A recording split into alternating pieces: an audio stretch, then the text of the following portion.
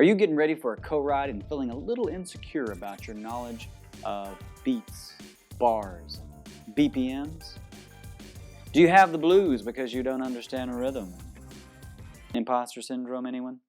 Well, don't fret, my pet. In this video, I will give you the bare bones basics about what you need to know about beats before you begin writing your next song. There's a lot of B's.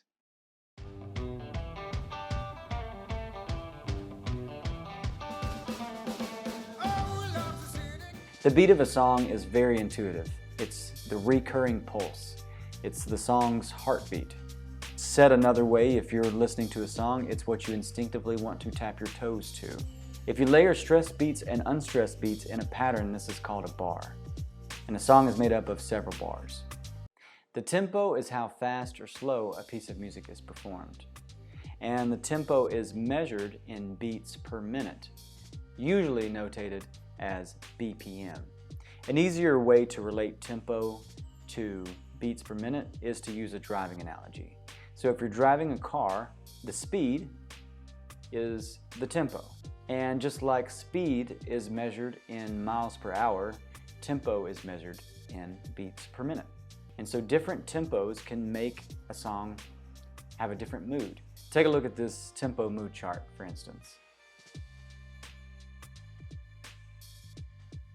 A song's groove can change drastically by changing the tempo, even if it's just a few beats per minute.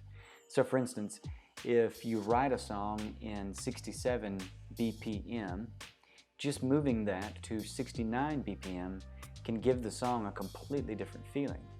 So once you've established your tempo, don't be afraid to experiment by moving the BPMs up or down. What you're looking for is something that drummers call being in the pocket. And being in the pocket is when the tempo of your beat feels natural and infectious. So it's time to talk about time signatures. And let me preface this by saying there's a lot more to this topic than I'm going to show here. The time signature is how many beats are in each bar, and which note value is equal to a beat. It's represented as two numbers. The first number is how many beats there are in each bar, and the second number tells you what kind of note gets a beat. There are a lot of time signatures in the world of music, and if you really get into this and like experimenting with it, by all means, go out there and learn some more about it. But for modern popular music, there's only about two that get used the most. And one in particular gets used more than any of those, and that is the 4/4 time signature. The second most common is the 3/4 time signature, and those two are the ones we're going to look at and learn about. To help make it a little bit more palatable, let's look at time signatures in the way that dancers use them whenever they're doing their count. I'm sure you've heard 5, 6, 7, 8. Dancers call this the count, and it tells them what time to take a step or a movement.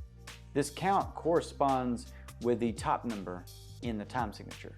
So for instance, the 4/4 time signature, the count would sound like 1, 2, 3, 4, 1, 2, 3, 4, 1, 2, 3, 4. If we look at the 3/4 time signature, the count would sound something like this. 1, 2, 3, 1, 2, 3, 1, 2, 3, 1, 2, 3. To get a better sense of time signature, I suggest going and listening to some songs that are in different time signatures to get a feel for what they sound like. So for instance, for 4/4, that's going to be really easy to find. There's a bunch of songs. I mean, the majority of songs are in 4/4. Just to give you a couple that if you wanted to search on Spotify, Britney Spears' Hit Me Baby One More Time, Adele's Rolling in the Deep, The Weeknd's Blinding Lights. There's a couple that you could look at so you could get a sense of how the time signature feels. 3/4 is going to be a little bit more rare, but there are some modern songs that use it. Taylor Swift's Lover, that's a 3/4 time signature. And also Billie Eilish's I Don't Wanna Be You Anymore, that's a 3/4 time signature. So I encourage you to go look those up on Spotify, Apple Music, YouTube, wherever you guys like to listen to your music. Get a feel for the time signature. Also, the genre of music that you're going to be writing in will have a lot to do with the time signature.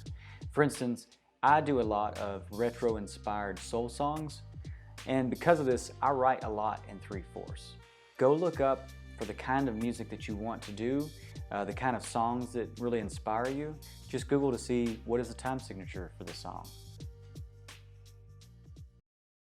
Hey there, hi there, ho there, hope you enjoyed that video.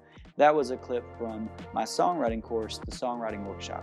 If you liked this, and if you got value from it, and you are interested in learning more about the Songwriting Workshop, then just click on the link in the description below this video.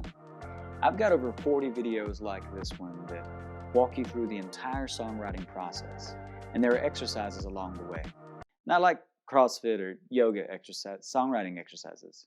And if you follow along with me throughout the Songwriting Workshop, you have a brand spanking new song by the time you finish it. That's my guarantee. Oh, and I don't care if you like or subscribe. That's up to you. You do you, boo.